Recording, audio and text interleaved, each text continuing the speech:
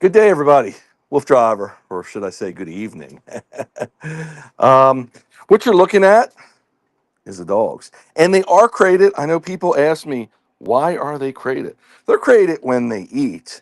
They're crated when they want to go in their crates, and they're crated when they sleep because they they're working dogs. They're the cross between pets, which they are. They're my family dogs, of course, but they're also they get very competitive with each other. By separating, I can do a lot of things. By separating them at eating and when they need their own personal space, I can feed them and monitor what they're eating. I can prevent resource guarding. I can keep track, like I said, of what they're eating and how much they're eating. So, because I have weighted portions that I give each one that could combine for the that work with their weight, basically. By the way, the chat room's open. I've got no producer tonight. I'm on my own. I'm all hanging out there. So this is kind of fun. I feed the Huskies with you, and it's cool. It's awesome, and you can see how I do it. So what I do, I'm eccentric, so I do everything in a very specialized way, and I like to share that with everybody to give people ideas. So nobody has to get as extreme as I do, but certainly you can learn a lot about what I'm doing and maybe pick something up that you can help you with your dogs or live a little vicariously through what I do, etc. So we've got Lola, we've got Nikita, we've got Inyo, and we've got Cyan. And I'm just making sure my camera's pointed right. So what happens is this is the calm before the storm. When when they see me go over to the freezer, they're gonna get really wild. They're going to enjoy jumping around, pushing her crate. She does, and you can imagine if they were with each other, it'd be pandemonium. So I've had dogs in the past that have done resource guarding, and they wouldn't let one dog eat, the other dog lost weight when I didn't know what was going on. Basically, in my early Husky years, 30 some years ago. So without any ado, let me start the process. By the way, this is their own area. This is their room. They go in the other parts of the house. They got outside. They go, oh, and by the way, we got a little visitor. This is Gigi. She's Chinese crested, and she is good with all the Huskies. Small dogs and Huskies are a little challenging. So we don't usually, people don't recommend it. Of course, I can do it. I know how to train them to do it. But there's a risk sometimes. Not with these dogs so much, and not with any of my Huskies and my Chinese cresteds that we've had, like Gigi, and there was one before her, Lulu. And there were other Huskies, obviously. But with cats, it's even harder. So I know some Huskies are okay with cats, and but it's a fine line there. So without any further ado, I'm going to walk over and put some gloves on. Now, everything I do, I'm dealing with raw foods. Let me turn the light on here so we can see what we're talking about. So with raw foods, and let me maybe, the camera seems to be aimed well. By the way, if you're out there, drop me a message just so I know everything's working well. When I say drop me a message, just comment on whatever social media platform you're watching this. So I use these gloves because I'm dealing with raw foods, and I know some people are like, "Well, Wolf Driver, why do you use the gloves? Because just wash your hands." Well, I get eczema besides other things, so I've got to get some skin conditions, and I need to do so many different things. Like I'm gonna mess with powder. You're gonna see me. That gets on my glove. I change the glove. I'm all about being as green as possible and conserving energy, conserving resources. But sometimes I got to do it. So without letting you know how I do this, with letting you know. So these are rotations I do. All the rotations encompass all the different foods that I feed the dogs. This is one freezer. There's another one, depending on what I'm feeding them. And I'll explain that to you in a bit. So I rotate brands, I rotate proteins, and I rotate textures between patties, between cubes, between small sliders, between small, almost kibble-sized frozen food, and even nuggets. Then I've got, oh, Gigi's with me. She wants to see everything. So then I've got salmon oil, and I've got E-Bar Plus, which is a organic supplement, basically. And I've been using this for years. It just seems to have worked well for me. The salmon oil I use has some other oils in them, and I believe this helps with their coat and with their pads especially. So people ask me, take my first bowl out, you'll notice I turn my scale on, and we're going to see what's on the menu tonight. So what the rotations do, they tell me, the iPad tells me what's on the menu, and I've got all the different ones in there. I use these in case the iPad would get reset or go off. Then I know which rotation I'm in case I don't remember because I'm getting older. So checking the chat, no chat yet. So we're going to start off tonight. This is probably one protein you don't know a lot of people, well, some people feed, and it's called goat. So this is made goat, and I'm not endorsed or associated with any of these companies. This is my personal being, what I do. So goat is a good protein. I'm not sure if it's classified a novel protein. When I say a novel protein, where it's enough that not fat enough to create allergies. They're less likely to have allergies, dogs. So we're at 0, 0. It's a tiered weight, if I'm saying that properly, which means the bowl is not included in the weight. It's zeroed out. And then I dump this in. This is for Lola. So Lola's going to get about a pound of food. So I got to take a few out here. Right there's 97. I give her a little extra because I want to make sure. Lola likes to eat. So she'll be complaining if I short her, put it that way. So the eBarf Plus, for their weight, and they're all roughly 50-pound Huskies, I'm going to put 2 scoops in here, and I'm going to put some salmon oil. So the salmon oil gets 5 squirts per their weight again, and Lola's fed. Okay, so now I walk over to the crate, and you can see Nikita. She's not as excited. Now, Nikita's just getting over a fake pregnancy. Yeah. Some dogs get that. So she's a little, so you can hear she's, okay, relax, relax. It's coming. She knows I'm talking about her. So Nikita, she's going to get a pound. She gets between a pound and a pound and a quarter, depending on her exercise level, what she works. And that, you can hear her. She's going crazy. So they know the cat's out of the bag. So tonight we're going to give her just a little over a pound, just like Lola. Just again, because she's getting over what they call a fake pregnancy. So they think they're pregnant, their body produces milk. It's a pretty interesting phenomena. I don't know if humans get that. I always shake the salmon oil. I say shake it. I refrigerate these supplements, which is good if they say it prolongs the life. I usually use it way before, obviously, there will be any expiration. And that's Nikita. Good girl. So you notice I've got, these are temperature gauges on each crate. So check this out. Danny boy, I can't believe they were actually quiet in the beginning. Let's laugh. That's because Nikita wasn't going crazy. Good to see you, Daniel, son. So I'm surprised you're not watching the game. Cheryl, oh my, just came in from 60 outside. I have skin. Could it be allergies? Living with shepherds now. Anyway, Lola, what a job. Loving the truth. Carry on. Thank you so much, as always, Cheryl. Thanks, Dan. I appreciate everybody tuning in. So now I quieted them down. So Cyenne's not as loud. That's Cyanne. She's just what we call a body climber. She moves her crate. She catches on to everything, and she just pushes it and grabs around us. So she's going to get a pound and a quarter. She's more active, and she'll burn it off. So pound and a quarter seems to be right with her. So we've got a little bit under, and I'm going to make it a little bit over right there. Almost exact. Oh, actually, almost 1.30. So again, I'm putting the supplements on if you're just joining us, eBarf Plus, and I'm putting the salmon oil on, which for their coach, for their paw pads. A lot of people, again, are always asking me, well, you run them a lot of times without booties, and how do you do this without ripping up their pads? Salmon oil's good. I mean, there's a lot of other things that go into a gradual introduction, building up their pad skin, etc. So I got to slide her crate back. She actually moved it. She just slams into it on both sides, but she winds up moving it the other way. So now we've got Inyo. So Inyo's going to be at one, actually a little more.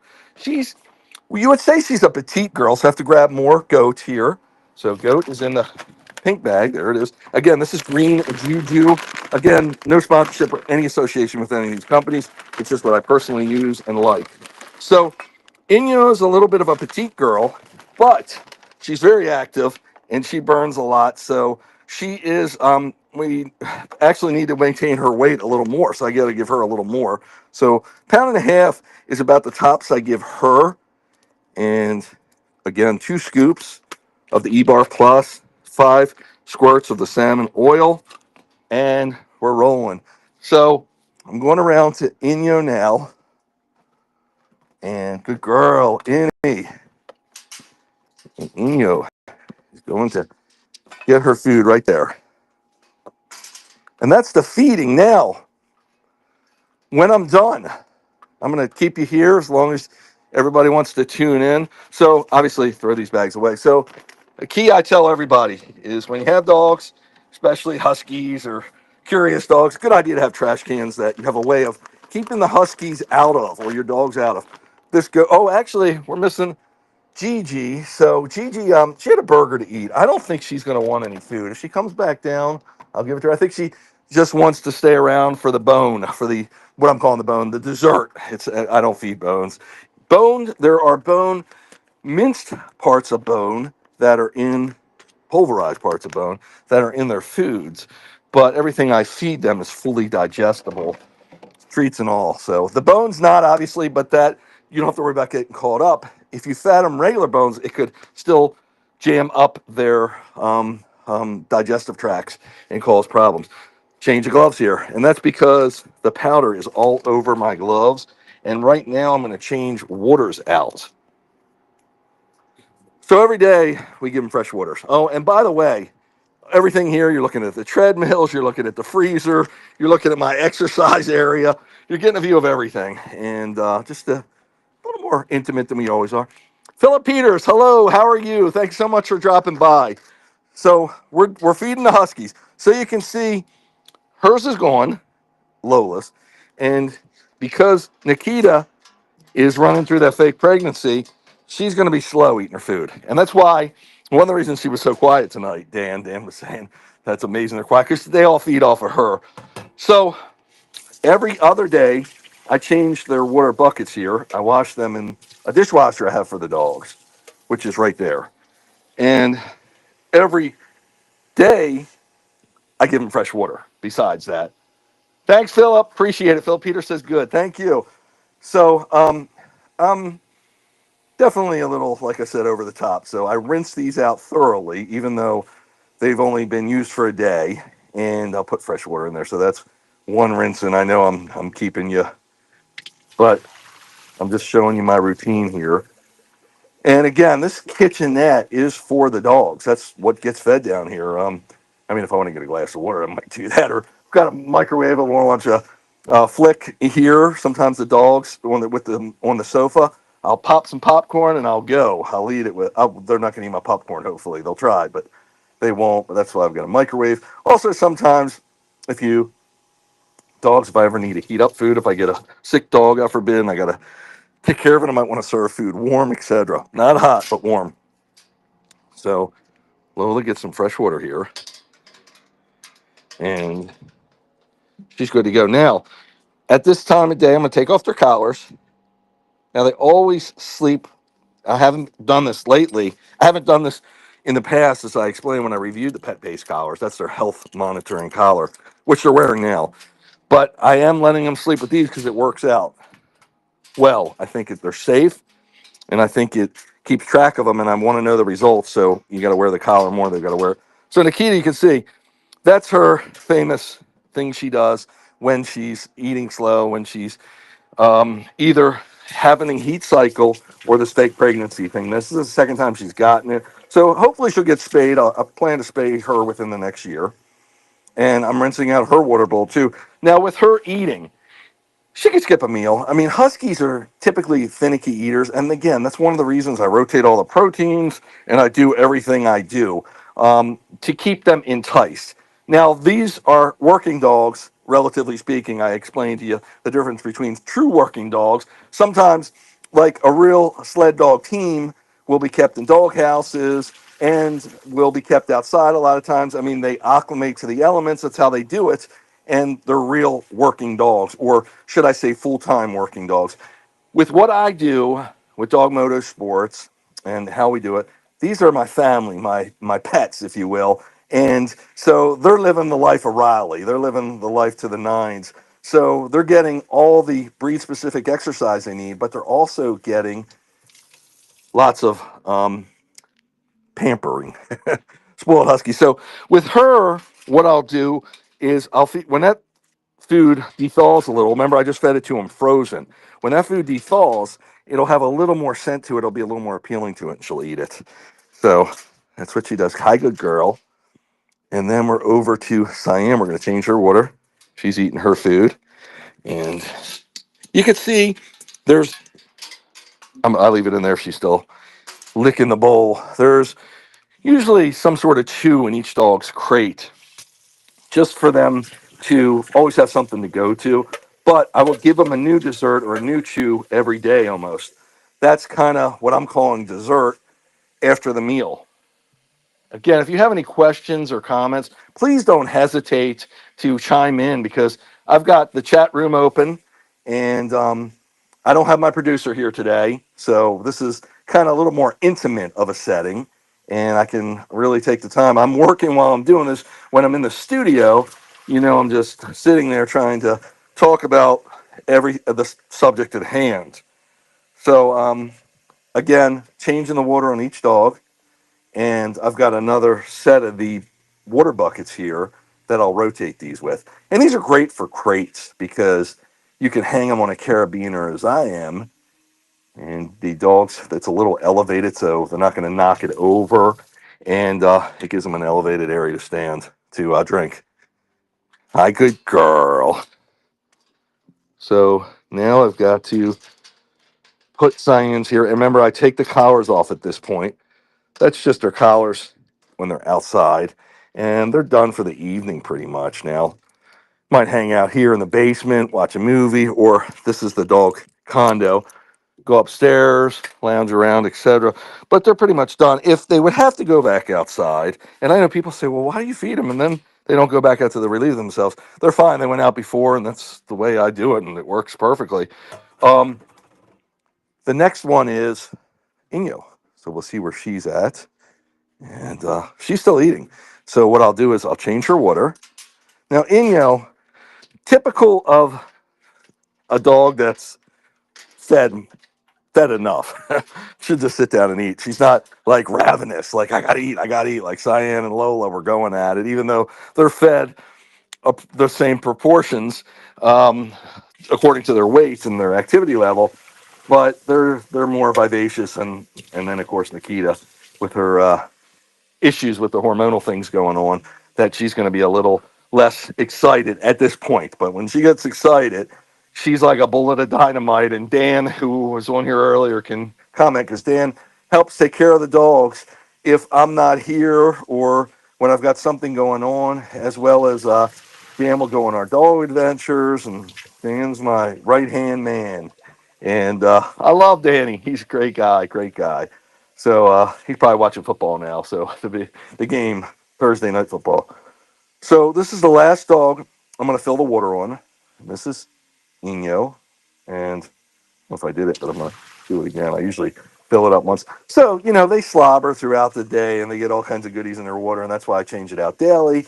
And I give them a fresh bowl every other day, a fresh water bucket. I wash it in the dishwasher. So it's sterilized. And, put this back in her crate. Remember, the chat line is open. If you've got any questions or comments, please, now's the time. It can be about anything I do. In that little bit of time, you can see Inya's very excited. She's stepping in her bowl. That's what she does to make sure she got every last morsel. Good girl, Annie. So now, if a dog would have to go outside, they'll let me know. And I'll run. It's a totally fenced in area that connects right to this part of the house. So they wouldn't need any other colors like invisible fence or anything. And these crates are wonderful. I recommend anyone that gets a crate for a dog. I know people say, oh, my Husky ruined their crate. My Husky's too strong. These crates, the Huskies are not going to ruin. They're not going to take them apart. And by being able to open at the top, you can access the dog. You can feed. They have a feeding door too. I put harnesses on in there because they get so excited when we're running in the neighborhood that keeps them in check, lets me put their harness on, and then I can let them out. So when we get ready to do a neighborhood run. Okay, so now, folks, it's dessert time. They might get a little crazy on dessert once they know I'm going for it. So on dessert, I've got a list too because I do so many different. Let me just give you a quick tour here. I take, and again, this is why I'm taking out more. Right here is all kinds of digestible chews. And then when we go over here, Tim Puka, do they live in crates or is it just for going to bed? Just for going to bed and eating, yes. And otherwise they're open. I'll take you for a tour real quick. I'll show you the other freezer I've got because, again, not to store backup food, to store more food, more different brands. So we use these rolls. We use Stella's patties. We've got Tucker's patties, and we've got some storage underneath there, and even tripe. So that's their dog door. So during the day, if they want to come and go, depending on what's going on around the house, there's different yards outside. There's an invisible fence around the house. So I've got all kinds of areas. So Adam Herman, you can reach at Adam. I can reach at because I'm actually wearing Apple Vision goggles. So if you've seen my other live broadcasts, where I'm in a studio and you see me wearing these things, I look like a fly. That's what Danny says. Danny was on here earlier. Danny works with he's a Wolf Driver pit crew. I can read the chat as it's going on because I'm wearing, and I can see what I'm doing. They're really incredible. It's a great way of doing live streaming like we're doing here. So I was showing you how they can get access to this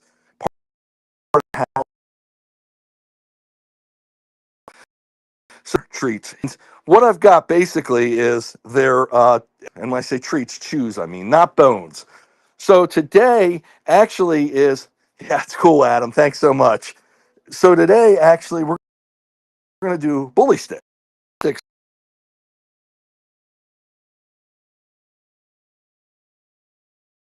Aggressive of a cheer your dog is. So, and I bet you the little dog shows up. So right here, these are by Tuesdays because I just found it's a good brand. I feel like it's healthy, natural, as much as can be. And you can see Lola's waiting for hers.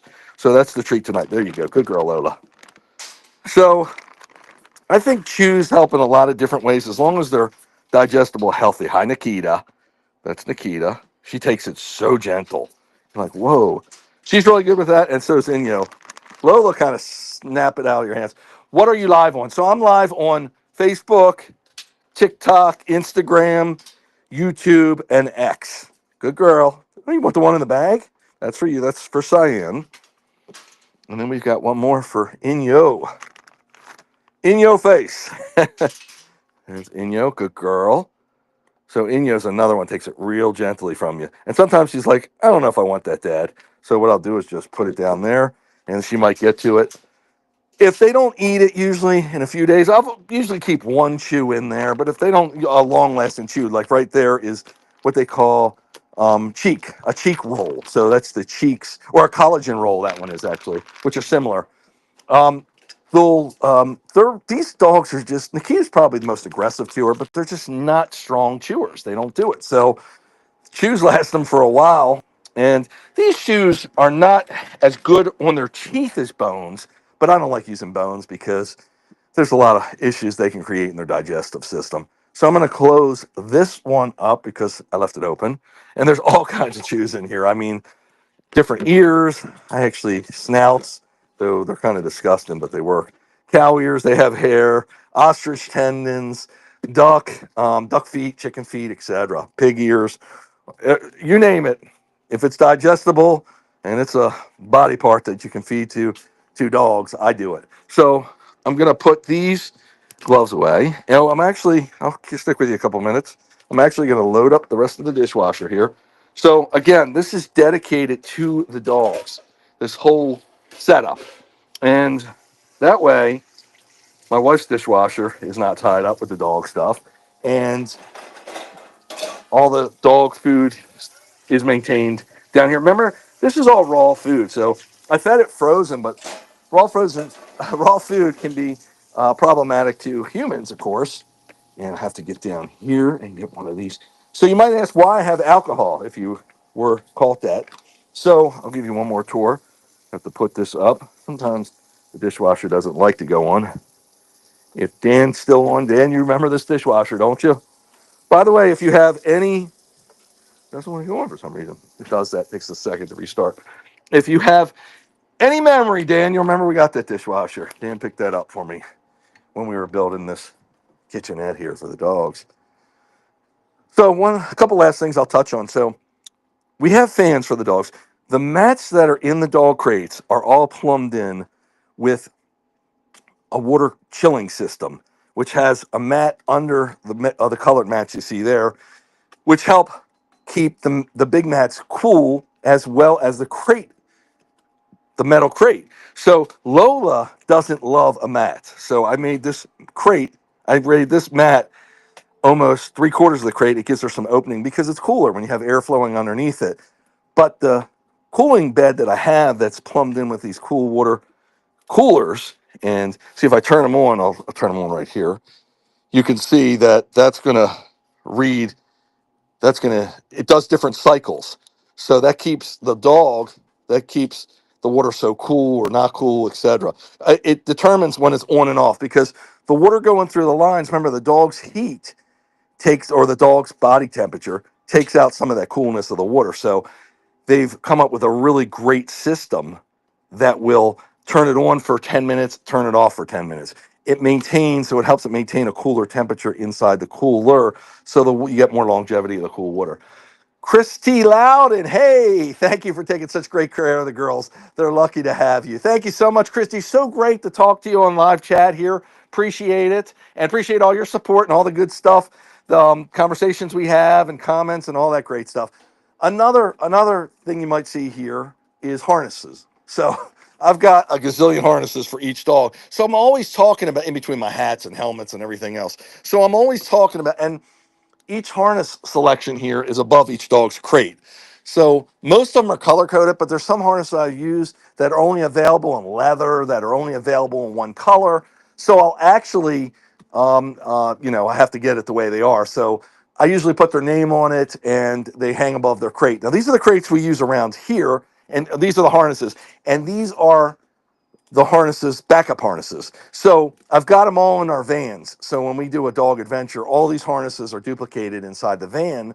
But I also keep them here in case we're adventuring in the neighborhood or in case one's missing in the van, we can't find it or something. I've got backup before I have to order another one. And there's a lot of Nonstop Dogwear. I love that brand. But there's a lot of other really good harnesses. I've got a harness page if you're ever interested.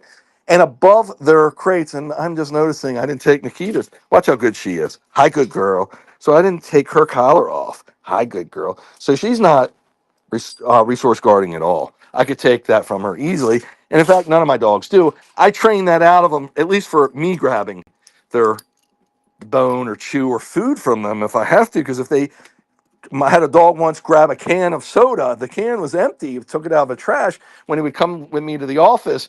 And my accountant was there and he's like, hey, your dog just bit me. I'm like, what do you mean?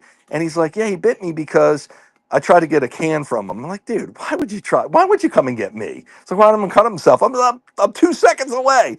So that's resource guarding, and that dog was resource guarding. For me, I could take it, but for other people, it was a little harder, and I didn't train that out of them. At the time, it wasn't necessary. These girls are great. Anybody can take anything from them. They won't guard, they won't resource guard. The only one, Cyan, she might try to get away from you if you try to get it from her. So usually with chews, treats, food, they cannot take it out of the crate. That must stay in the crate because that keeps them from taking it out and the other dog's trying to get it, and then you have a big melee.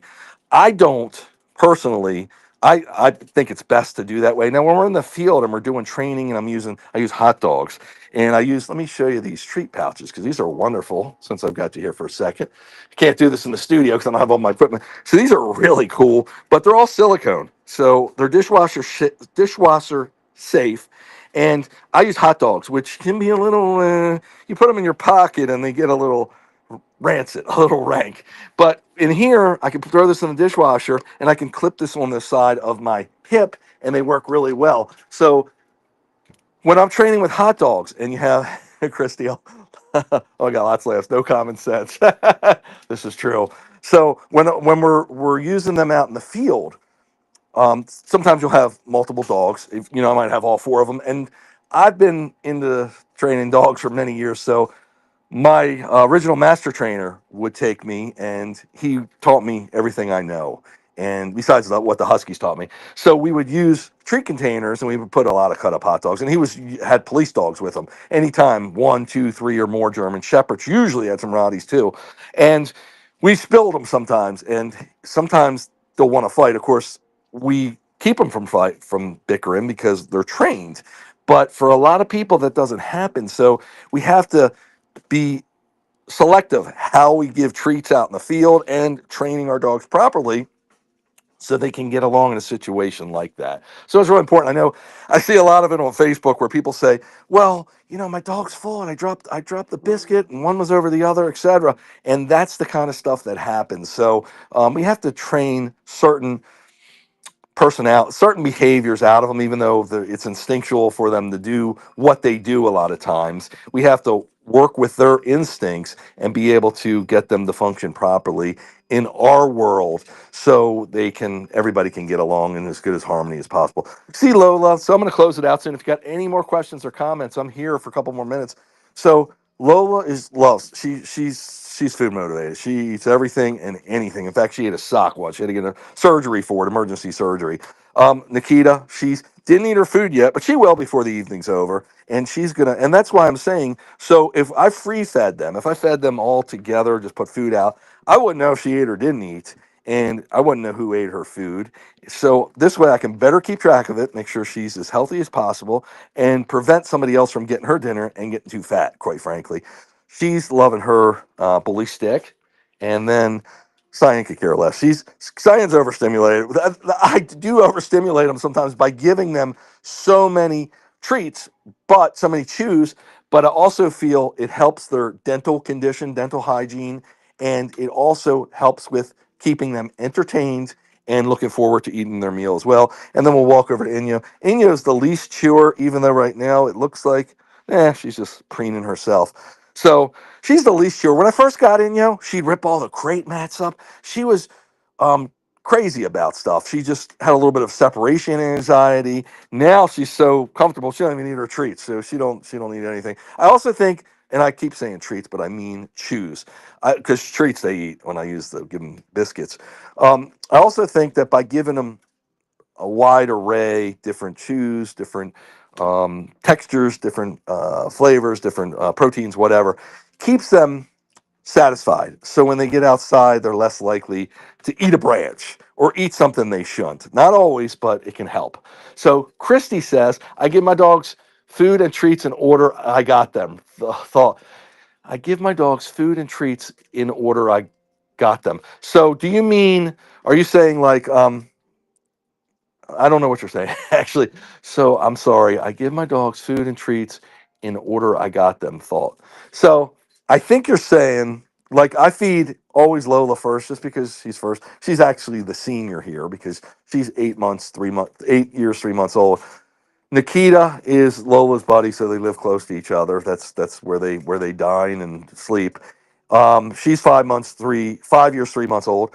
Cyan is 3 years, 3 years old, and Inyo is 5 years, 3 months also. So, but I just do this rotation here. So like I got ready first and so on. Okay, so I'm still stumped.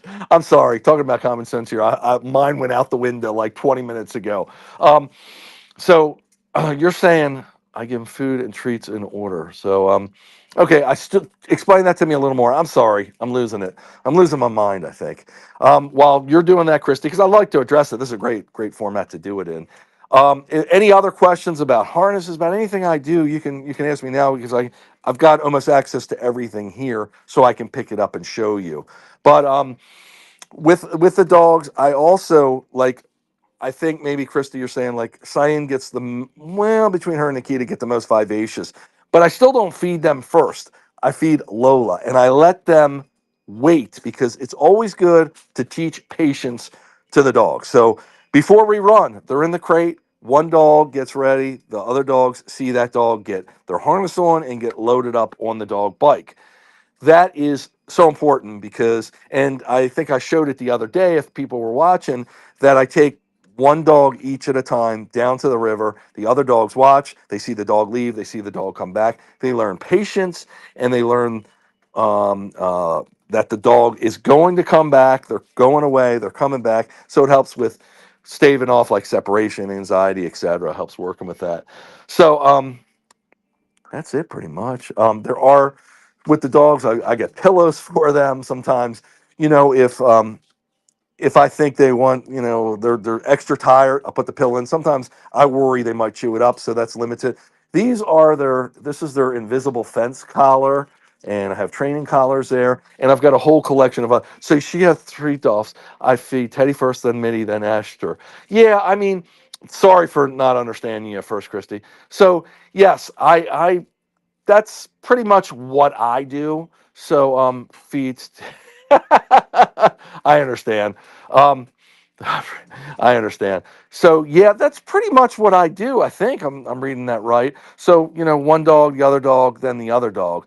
So if we have Gigi here, Gigi already ate because she, you know, she's the mama's girl and she eats with us at the dinner table and eats the hamburger we had tonight. She gets her own hamburger, etc. She's a little more spoiled than these girls are.